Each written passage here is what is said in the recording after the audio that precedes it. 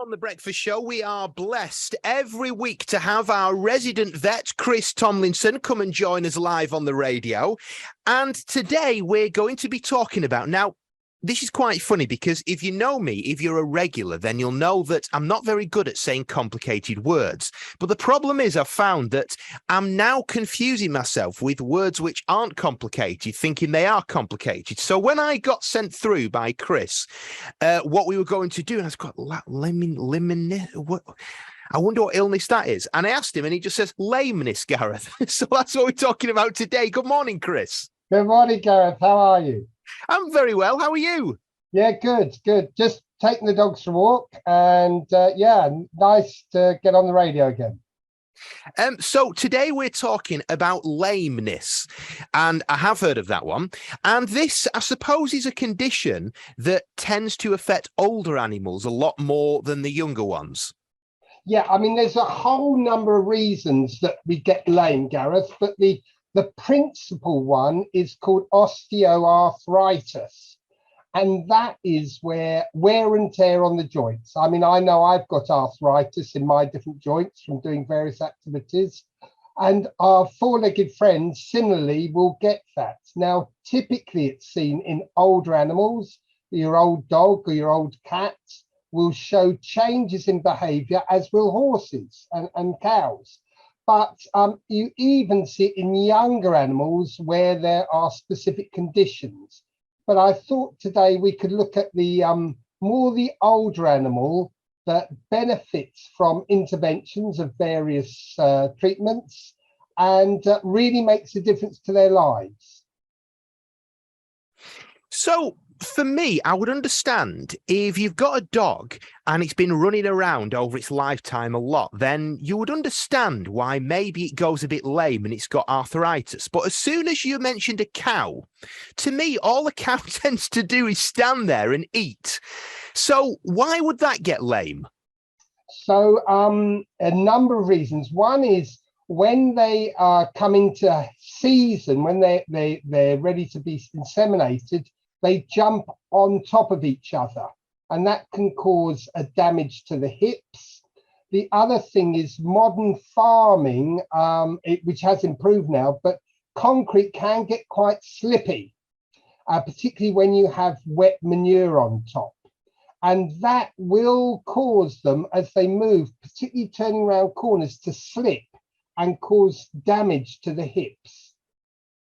So it's almost, I guess there's a difference between the type of lameness that a dog would get, where maybe its joints are a bit more worn out through just movement compared to a sort of impact of a cow because of the weight it has to carry. Yeah, I mean, the heavier the animal, the worse lameness tends to be. So we see big dogs, say, which would be easy often for our audience to understand, big dogs like German Shepherds, Great Danes, St. Bernards, they show lameness often a lot earlier just because of the extra weight they carry and the impact that has than little light dogs like Chihuahuas or little terriers. And then we also have the problem, Gareth, which we'll have to come back to sometime, about obesity.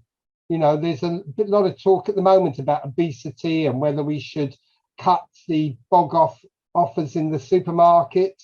And often our four-legged friends seem very keen to persuade their owners that they should have not one handful, but two handfuls in the dog bowl or the extra treat, that sort of thing.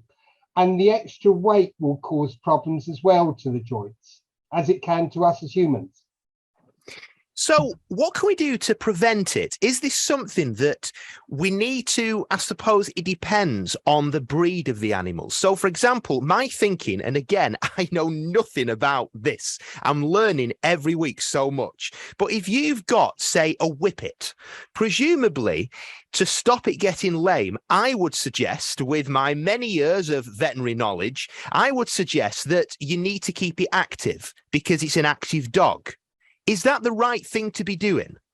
Well, I think it all comes down to quality of life, Gareth. I think one of the worst things you can do, if you just kept your dog at home, minimal walks, the stress on the joints would be much less and they'd be less likely to get arthritis. But we also want the dog to have a happy life. And the natural thing for a dog is to run around and enjoy chasing and all those sort of things.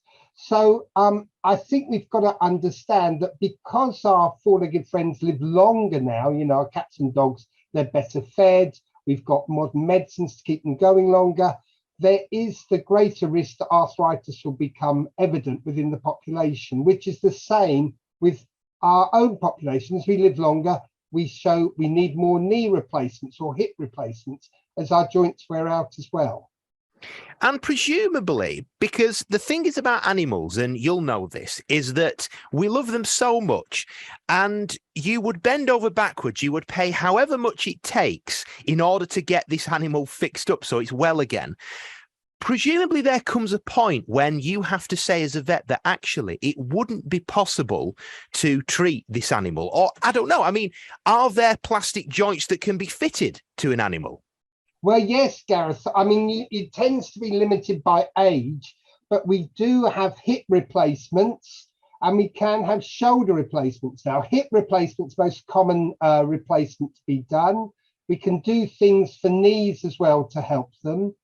But you're right, going back to your previous comment that exercise is good, where that benefits is particularly as you get older, if you just sit around, the joints tend to kind of seize up.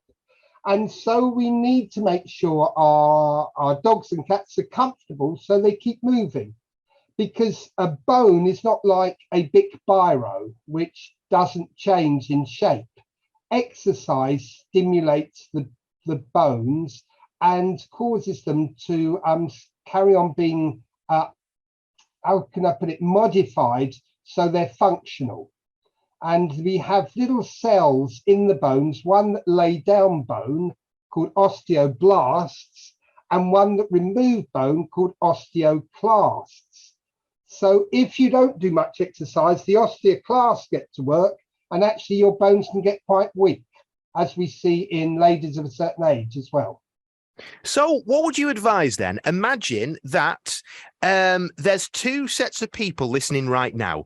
There's the sets of people who have maybe just got a dog, it's a puppy, or at least they've had it a few years, so it's a young dog, and they're thinking, well, what can I do to make sure that my dog stays healthy? And then the other set of people who maybe have an older dog and they're thinking, what can I do to prevent it for our Shep, who's coming up to 8, 9 years old? Well, various things. I'm a great fan of massage and of physiotherapy. They are great treatments to keep muscles going, particularly in the older dog. If they're not doing so much exercise, muscles can be lost.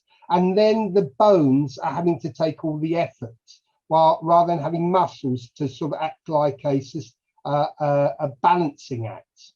So they are things, if you feel your dog is slowing down, there are also supplements you can give, which is chondroitin and glucosamine, which you also see on the backs of magazines for people of a certain age. But we would suggest getting, you know, it's very much you pay for what you get. And the more you pay, typically, the better the quality of the treatment is. And vets normally have some good quality things for that. But also do not think that by just exercising your dog we get a bit stiff. Well, we'll keep him going, because actually there are medicines, some as simple as paracetamol, to other more advanced treatments, which my wife has to have occasionally when she gets a bad back, that will keep your pet moving much better, which is what we want. We want comfortable movement, not acting like an old soldier who's just trying to get around. So there's other things we can do to just give them confidence to walk around with. So you're looking like the surface, if you've got slippery floors, they are a nightmare for dogs with severe arthritis. They really struggle because they're worried they're going to slip. It's a bit like walking on gravel again. It's not a steady surface. So having comfortable beds they can lie on. There's a whole number of things that you can do just to improve the lifestyle of an older dog.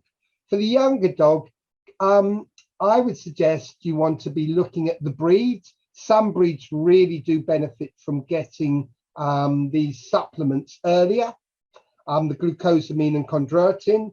Other younger dogs, it's just being sensible with the amount of exercise you do. So you don't absolutely hammer them, and you're giving time to recover so that the cartilage, which is like the lining of the bone in the joints, isn't worn out. And would you be able to take a cow to a dog massage parlour if you think he's got rheumatism and he needs his sorting out? I'm probably not, surprisingly, Gareth, but we do have people who go around doing massage and physio on horses, which really, really helps them to keep the joints moving and supple. Maybe that's something that we can talk about in the next few weeks, because we do talk a lot about dogs, which is great, and cats, but there's a few questions which have come through over the weeks about horses, because we seem to have a lot of people who own horses who listen to the show. And I've got a few questions because, well, I won't ask these now, I'll save them, but I was listening to a great documentary all about Shergar.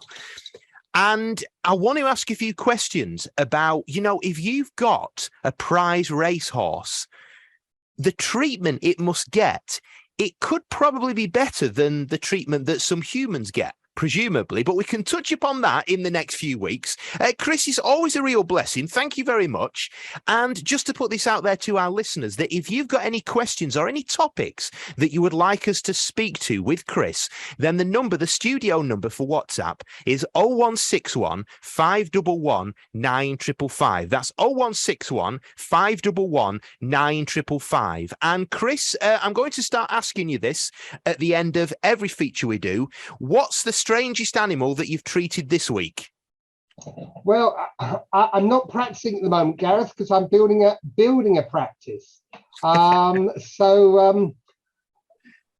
have I've just been looking after my little dogs and cats and chickens at the moment. I bet yes, your animals must get treated so well. I bet it must be like a palace for them, mustn't it? Well, we I wouldn't say a palace, but we love our animals, but we also treat them as animals as well. So I'm very particular that a dog should be a dog, so they can do doggy things, go for walks, have lots of smells. You don't want a dog just that stays at home and doesn't get the exercise, because they need to socialize as well, meet other dogs. So that's very important. But it's being sympathetic to what their needs are. Do you keep, again, a completely random question, I know you need to go, but do you keep almost sort of medical equipment, basic medical equipment at home in case your own animals need treating? Well, you don't normally need to, because when I'm working at the vet shop, we have it on tap, if you're with me. But there may be the odd bit I'll have in the back of the cupboard just in case, a bit of pain relief, that sort of thing. Yeah. Chris, it's a pleasure. Thank you very much. And we'll have Chris on the radio next week.